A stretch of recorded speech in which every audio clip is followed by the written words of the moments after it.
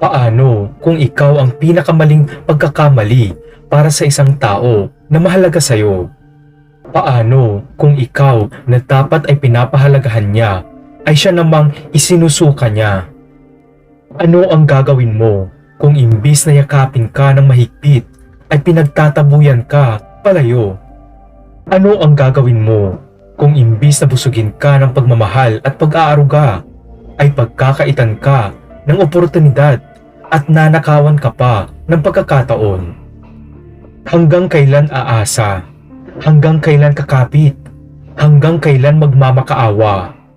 Hanggang kailan mamamalimos ng pagmamahal si Archimedes? Ito ang kwentong inyong matutunghayan sa videong ito.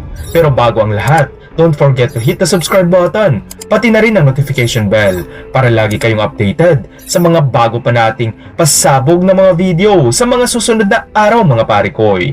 Kung handa na kayo, umpisahan na natin in 3, 2, 1.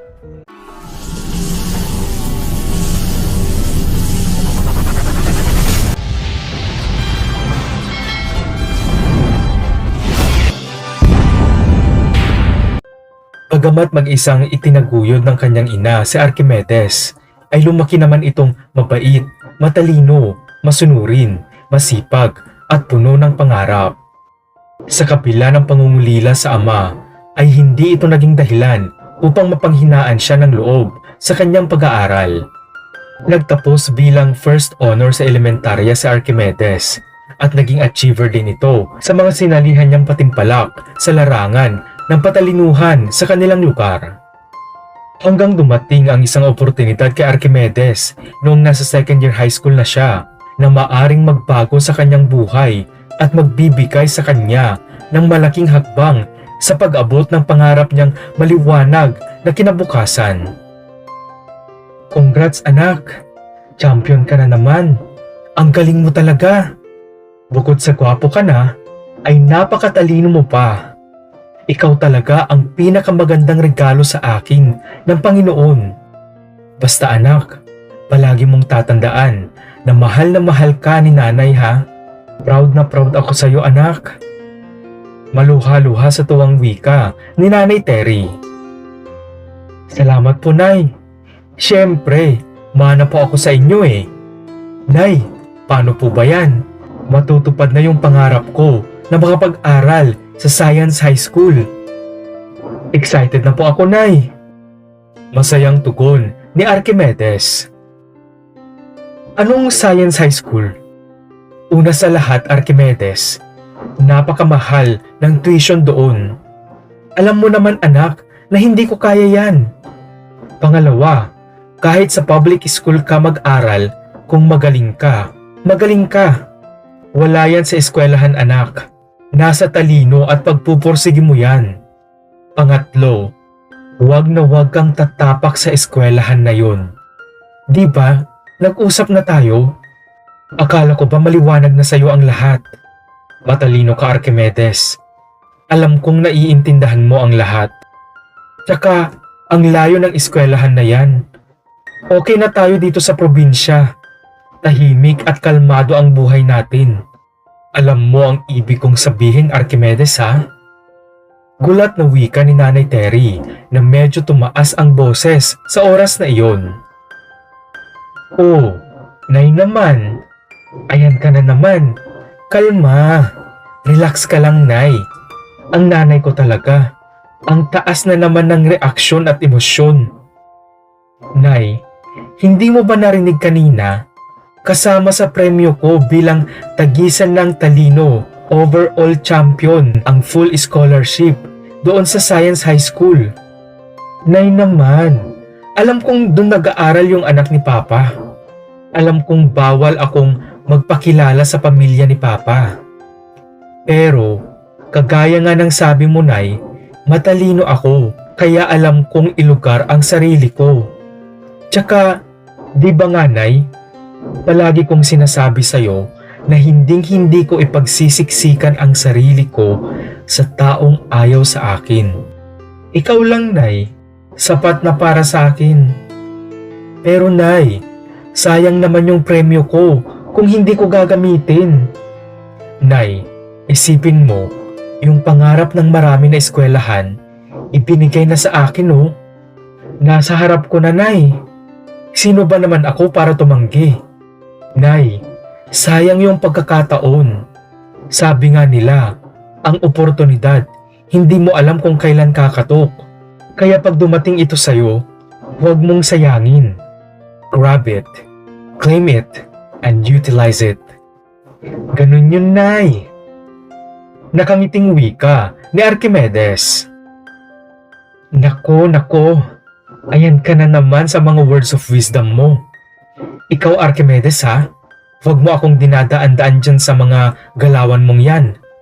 Basta, hindi pwede. Tahimik na ang buhay natin dito. Ako ang nanay mo, kaya ako ang masusunod. Hindi pwede. Hindi ka mag-aaral doon. Tapos ang usapan at walang pero-pero. Pagmamatigas na wika ni Nanay Terry.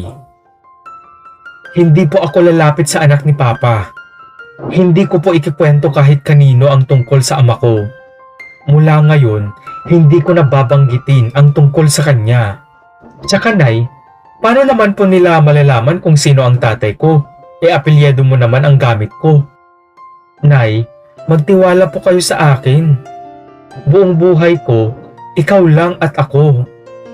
Pangako ko, Nay, pag yumaman ako, ibibili kita ng malaking bahay na may malaking garden at swimming pool. Gagawin kitang reyna sa palasyo ko, Nay. Tsaka, bakit ka ba takot na takot, Nay? Ito lang ang masasabi ko sa'yo, Nay. Hindi sila ang magpapatigil sa pagkamit ko sa mga pangarap ko. Kahit naman minsan, Nay, hindi nagpakatatay sa akin si Papa. Kaya, wala po siyang karapatan na idikta kung ano ang gagawin ko sa buhay ko. He has a life of his own. And we have a life of our own too. Karapatan ko din po, Nay, na tuparin ang mga pangarap ko. Wala na nga po akong tatay. Pati ba naman po ang pangarap ko, ipagkakait pa rin sa akin? Ikaw, Nay, sa tingin mo, hindi ba napaka-unfair naman yata nun sa akin? Naluluhang tugon ni Archimedes. Ay, Diyos ko, ang hirap makipag-usap sa matalino. O siya, papayag ako. Pero sa isang kondisyon, sasama ako sa'yo. Hindi kita pwedeng hayaan doon na mag-isa. Magrerenta tayo ng bahay doon. Tugon ni Nanay Terry. Talaga po, Nay? Sabi ko, Nay, papayag din kayo. I love you, Nay. You're the best mother in the world. Pero Nay, paano po pala yung trabaho nyo? Huwag kang mag-alala, Nay. Tutulungan po kita sa mga gastusin doon. Masayang wika ni Archimedes. Kakausapin ko yung boss ko.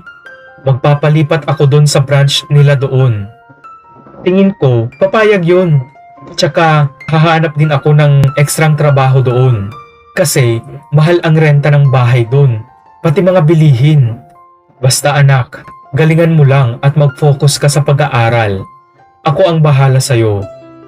Wika ni Nanay Terry. Ang ama pala ni Archimedes ay piniling iwanan sila ng kanyang nanay noong siya ay 1 taong gulang pa lamang para sumama sa isang mayamang babae na makapagbibigay sa kanya ng pinapangarap niya na marangyang buhay. Dahil hindi naman kasal ang mga magulang ni Archimedes, ay wala nang naging problema ang kanyang ama para pakasalan ang mayamang babae na iyon. Ang babaeng pinakasalan ng ama ni Archimedes ay galing sa isang kilala at maimpluwensyang pamilya. Ngunit noong mamatay ang mga magulang nito sa isang aksidente, ay minana niya ang lahat ng ari-arian nila bilang mag-isang anak lang naman siya. At hindi nagtagal, ay nagkaroon na rin sila ng sariling anak. Ang bagong pamilya ng kanyang ama ay wala ding kamalay-malay tungkol kay Nanay Terry at Archimedes. Dahil sa labis na sakit na dinanas ni Nanay Terry, ay minabuti nitong magpakalayo at magsimula ng bagong buhay sa probinsya kasama ang kanyang anak. Ngunit sa hindi inaasahan, makalipas ang mahabang panahon, ay muli palang nag-cruise ang landas ni Nanay Terry at ng ama ni Archimedes. Noong magtapos sa elementarya si Archimedes bilang first honor, ay dinala silang mag-ina sa isang mamahaling restaurant ng ninang ni Archimedes na balikbayan.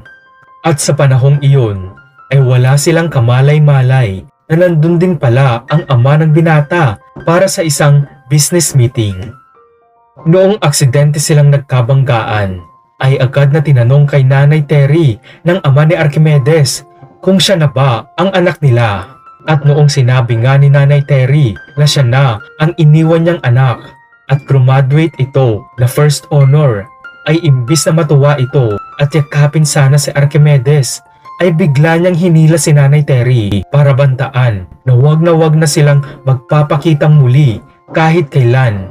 Sabay kitang-kita ng dalawang mata ni Archimedes ang paghagis ng pera ng kanyang ama sa mukha ng kanyang pinakamamahal na nanay para lang itaboy sila ng tuluyan sa kanyang buhay, at mabilis na itong umalis noon sa restaurant. Dahil sa nasaksihan nitong pagtapak sa pagkatao ng kanyang ina, ay isinumpa ni Archimedes sa kanyang sarili na gagawin niya ang lahat para hindi na muling apakan ng kahit na sino man ang pagkatao ng kanyang ina. At dumating na nga ang araw na pinakahihintay ni Archimedes. Nakapasok na siya sa Science High School bilang scholar at gaya ng dati ay namayagpag pa rin ang binata sa bago nitong eskwelahan dahil sa angkin nitong galing at talino. Dahil sa kagustuhan ni Archimedes na makatulong sa kanyang ina sa kanilang mga gastusin, ay rumarakit ito sa mga events at party at maging sa restaurant bilang isang waiter tuwing weekend. Isang araw ay muling tinawagan si Archimedes para umextra ulit na mag-waiter sa isang birthday dinner party. Grande ang naturang birthday party na gaganapin sa isang mamahaling hotel dahil ayon sa mga kasamahan ni Archimedes ay asawa ng isa sa pinakamayaman na tao sa lugar na iyon ang magdiriwang ng kaarawan. Ngunit halos mahimatay si Archimedes nang tawagin ng mga host ng party ang mayamang lalaki na nagdiriwang ng kanyang kaarawan. Ang tinatawag pala nila na Mr. Arnold ay walang iba kundi ang ama ni Archimedes. Tol, ayos ka lang? Bakit bigla kang namutla? Wika ng isang waiter. Wala tol. Ayos lang ako. Pagod lang siguro ako. Sagot naman ni Archimedes. Sa pagpapatuloy ng engranding okasyon ng mayaman niyang ama, ay pinilit ni Archimedes na umiwas para hindi siya makita ng sarili niyang ama. Ginawa lahat ng binata ang paraan para hindi siya makapag-serve sa table ni Mr. Arnold at para hindi mag-cross ang kanilang landas sa gabing iyon. Matapos kumain ang mga bisita, habang nagkakasiyahan pa rin ang lahat sa party, ay laking gulat ni Archimedes nang bigla na lang may humila sa kanya palabas ng venue. Anong ginagawa mo dito? Bakit ka nandito? Anong kailangan mo? Anong balak mo? Di ba, binayaran ko na kayo ng nanay mo para hindi na kayo magpakita pa kahit kailan? Hindi pa ba sapat yun? Umalis ka na dito. Huwag na huwag kang magkakamali na ipahiya ako sa mga tao. Sinasabi ko sa'yo, masama akong magalit. Wika ng ama ni Archimedes na si Mr. Arnold. Kung pwede po sana ay bitawan ninyo ako dahil nasasaktan po ako, sir. Una po sa lahat, sir, hindi ko po alam na kayo ang magbo-birthday. Pangalawa po, sir, nandito po ako para magtrabaho. Pangatlo po, sir, wala po akong kailangan sa inyo dahil nabuhay ako ng ilang taon kahit wala ka, sir. Siya nga pala, sir, yung perang binato mo sa mukha ng nanay ko, flinash ko po yon sa inidoro, sir. Hindi po namin kailangan ng kahit na anong basura galing sa'yo, sir. Sige po, sir. Kailangan ko nang bumalik sa trabaho.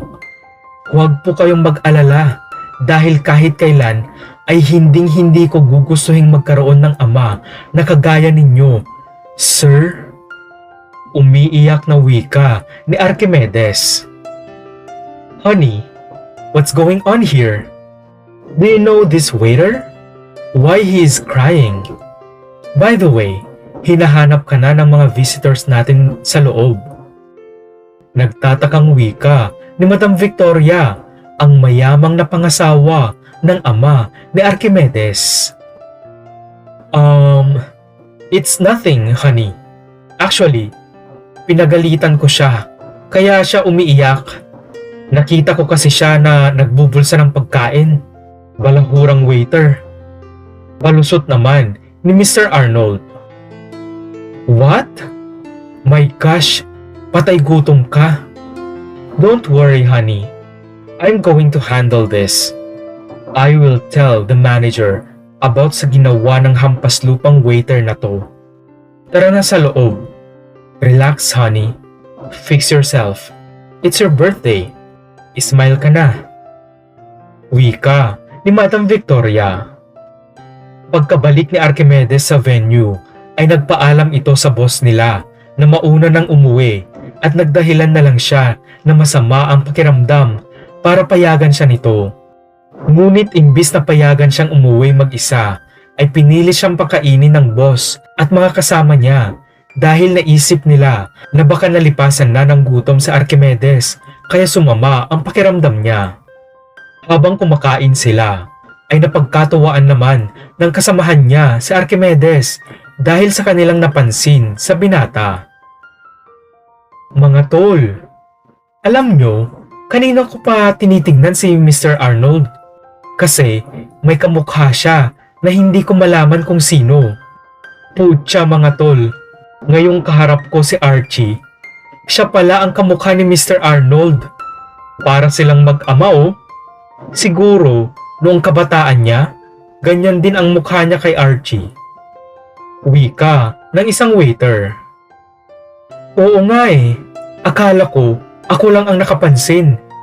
Kung hindi ko nga kilala itong si Archie, baka isipin kong magtatay sila. Sunod ding panunutil ng isang waiter. Tama kayo mga tol. Tingin ko, pag naayusan tong si Archie, baka mas gwapo pa siya dun sa totoong anak ni Mr. Arnold. Kamukha nung nanay niya yung anak nila eh. Mas magkamukha pa talaga si Archie at Mr. Arnold kesa sa totoong anak niya. Wika din ng isang waiter. Tol, hindi kaya anak ka din ni Mr. Arnold?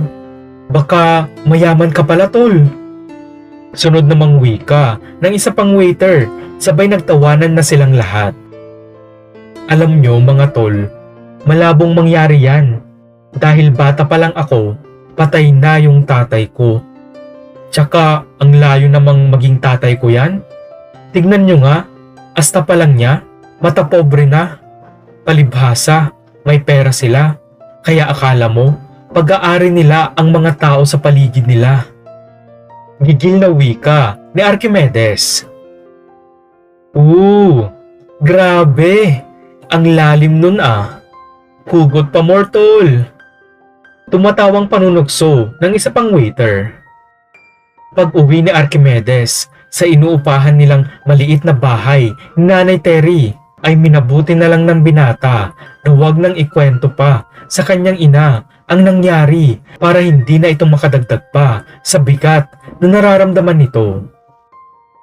Bago matulog ay biglang naisip ni Archimedes ang kanyang kapatid dahil kasi sa pagkabigla niya noong malaman niya na ang kanyang ama pala ang may birthday ay tila doon na umikot ang isipan niya at nawala na sa kanyang isip na gusto din pala sana niyang makilala ang kanyang kapatid kahit sa malayuan man lang. Dahil dito ay pilit na inalala ng binata kung ano ba ang itsura ng kanyang kapatid. Ngunit sadyang hindi talaga niya ito maalala kaya naman minabuti na lang niya na matulog na.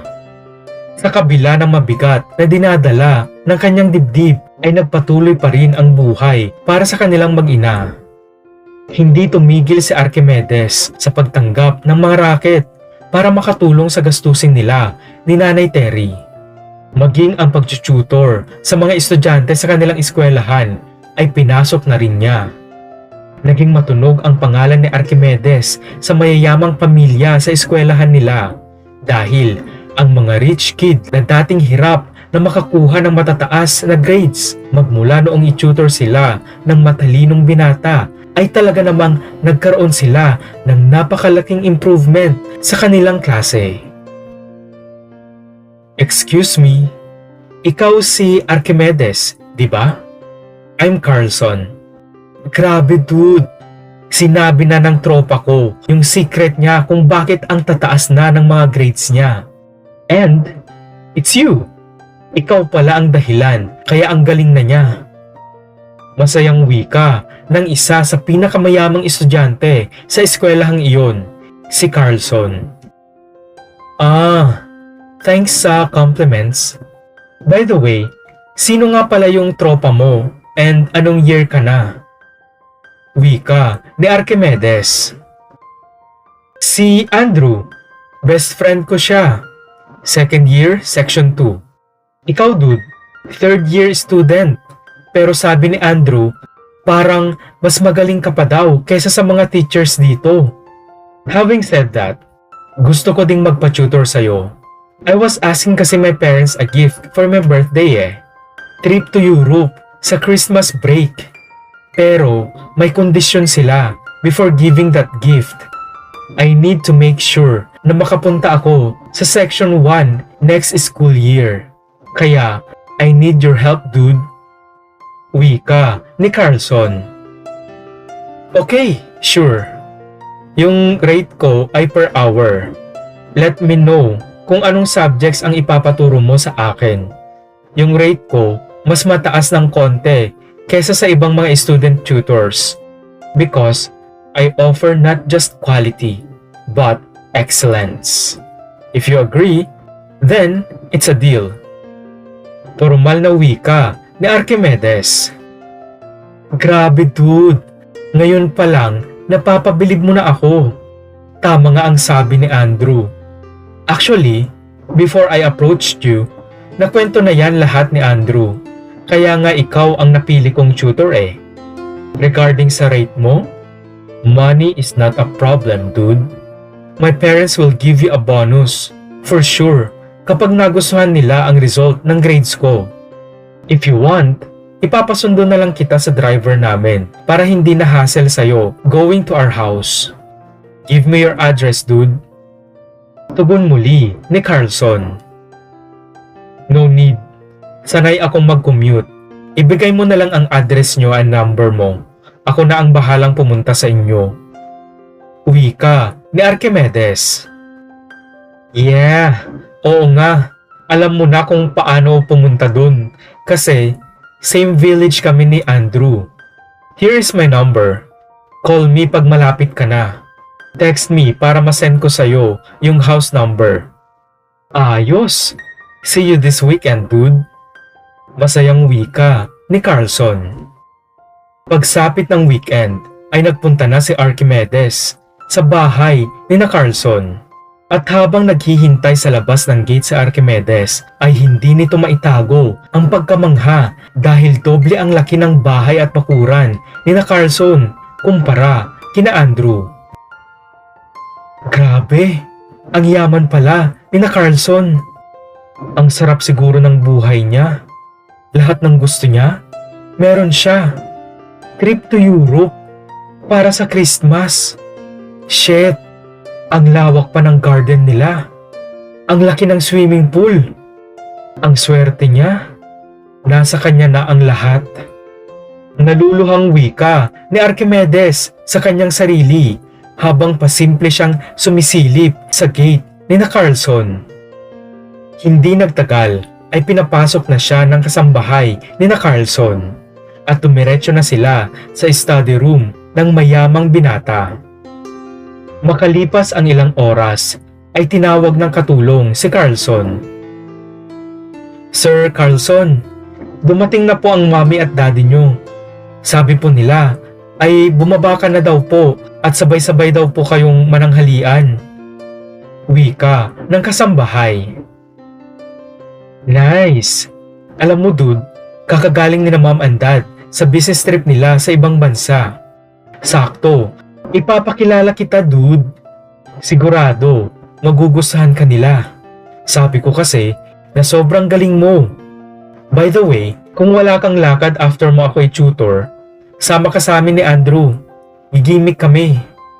G? Dude, pwede ba kitang tawaging kuya? Wala kasi akong kapatid. Ang gaan ng loob ko sa'yo eh.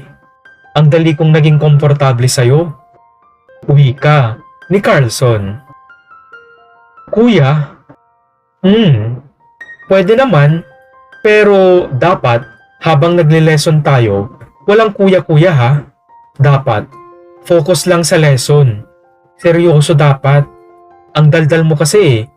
Alam mo ba, parang mas madami pa yung daldal mo kesa dun sa naturo ko sa'yo. Kaya umayos ka para hindi ako mapahiya sa mommy at daddy mo. Sige, sama ako sa inyo. Pero saglit lang ako ha. Kasi i-extra pa akong waiter mamayang gabi. Nakangiting wika ni Archimedes dahil maging siya ay napakagaan din ng loob niya kay Carlson. Ayos! Sabi ko na nga ba eh. Cool dude ka rin kahit madalas ay seryoso ka.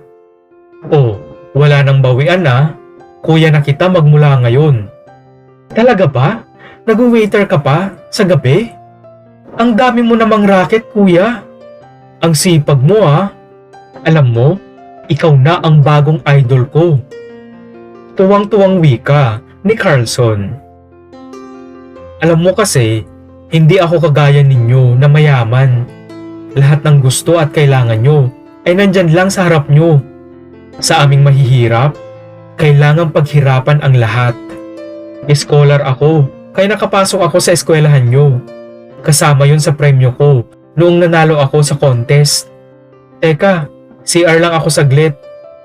Wika ni Archimedes.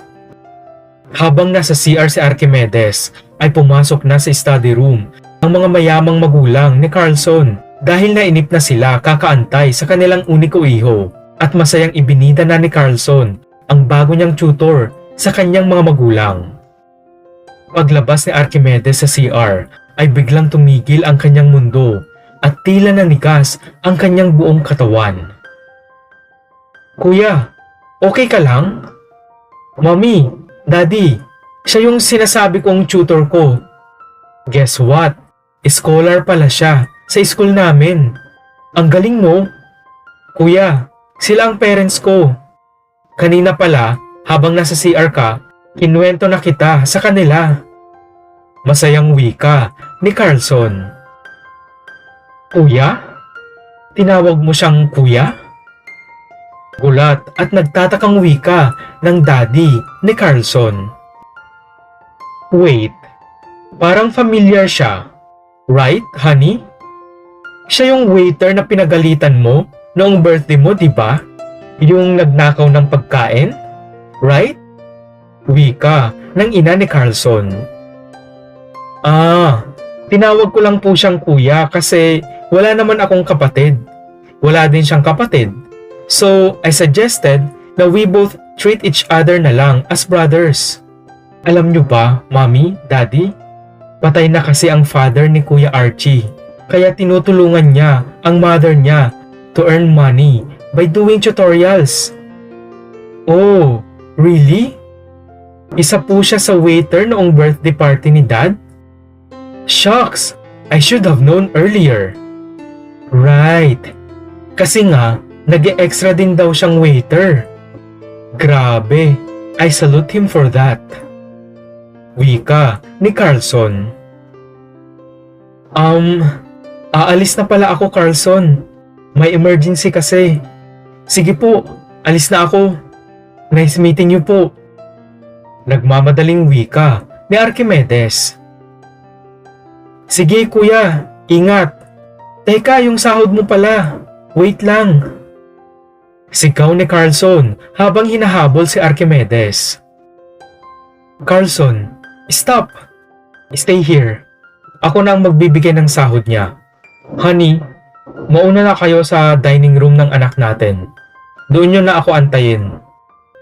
Seryosong wika ng ama ni Carlson at mabilis na ngang sinundan ng ama ni Carlson si Archimedes. Hindi ka ba titigil? Ha? What the? Sinabi mo ba kay Carlson? Lintik. Tinawag ka niyang kuya. Anong sinabi mo sa anak ko? Ha? Galit na wika ni Mr. Arnold. Ibang klase ka talaga, sir. Kung makapagsalita kayo, parang hindi mo ako anak Ay, oo nga pala. Patay na nga pala ang tatay ko.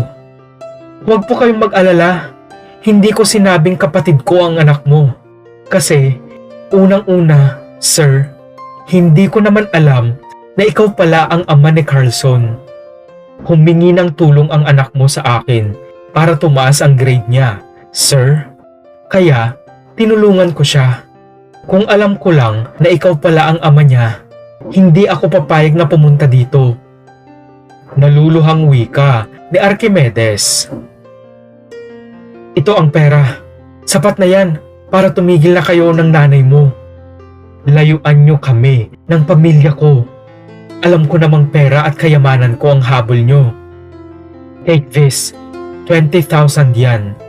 Sobra-sobra na yan sa sahod mo sa pagtuturo kay Carlson ngayon. Umalis ka na at layuan mo ang anak ko. Gigil na wika ni Mr. Arnold. Lamunin mo yung pera mo, sir. Hindi ko kailangan ng kahit ano na galing sa inyo.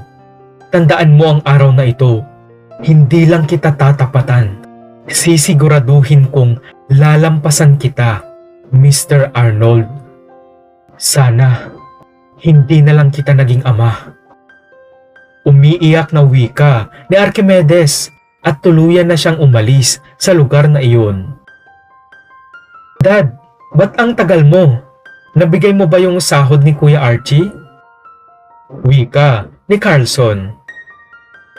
Carlson, magmula ngayon, wag na wag ka nang lalapit sa taong yun. Magnanakaw siya. I found my watch sa bulsa niya kanina. Kaya siguro nagmamadali siyang umalis. Mabuti na lang at nahabol ko ang kumag na yun. Wika ni Mr. Arnold. Magmula noon ay iniwasan na ni Carlson si Archimedes at kumalat na rin sa buong eskwelahan na magnanakaw ang kawawang si Archimedes. Dahil dito ay wala nang gustong magpa-tutor kay Archimedes. Ngunit hindi na rin ikinagulat ng binata ang pangyayaring ito dahil alam na niya sa kanyang sarili na ang kanyang ama din ang may kagagawan nito para mapaalis siya sa eskwelahang iyon. Ngunit dahil sa pangyayaring ito ay lalong nagpursigi si Archimedes sa kanyang pag-aaral. Nakapagtapos siya sa Science High School bilang class valedictorian at ito ang nagbigay din sa kanya ng oportunidad para makapasok sa magandang eskwelahan sa kolehiyo at makuha ang kurso na kanyang pinapangarap.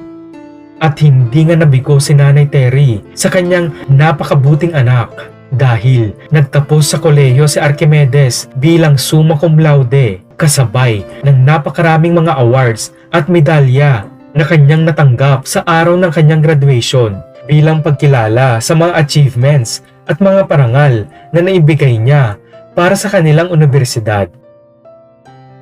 Makalipas ang ilang araw ay nakatanggap ng package si Mr. Arnold. Sir, may package po para sa inyo. Wika ng kasambahay.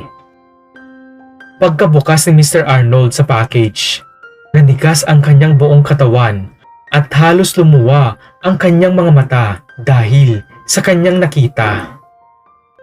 Ang laman pala ng package ay mga larawan ni Archimedes noong graduation niya sa kolehiyo, picture ng kanyang diploma, medalya at mga certificates bilang summa cum laude at isang maikling liham.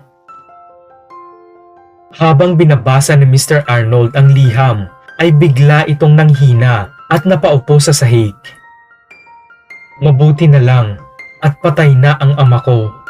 Sabi ko naman sa'yo, Mr. Arnold, hindi lang kita papantayan, kundi hihigitan pa kita.